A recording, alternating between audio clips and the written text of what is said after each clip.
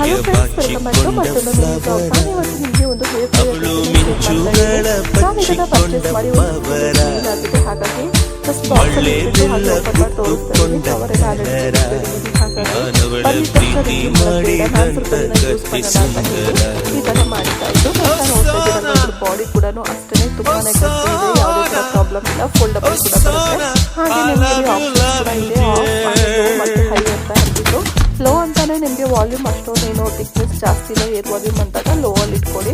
I mean air thickness ಜಾಸ್ತಿ ಇರಲ್ವಲ್ಲ, ಬೇಗ dry ಆಗುತ್ತೆ. ಈಗ ಥಿಕ್ನೆಸ್ ಜಾಸ್ತಿ ಇದೆ ಏರ್ ಅಂದಾಗ ಹೈ ಅನ್ನೋ ಆಪ್ಷನಲ್ಲಿ ಇಟ್ಕೊಂಡಾಗ ಏರ್ ಕೂಡ ಜಾಸ್ತಿ ಬಿಸಿ ಬರ್ತಾ ಇರುತ್ತೆ ಮತ್ತು ಬೇಗನೆ ಕೂಡ ಹೇರ್ ಡ್ರೈ ಆಗುತ್ತೆ.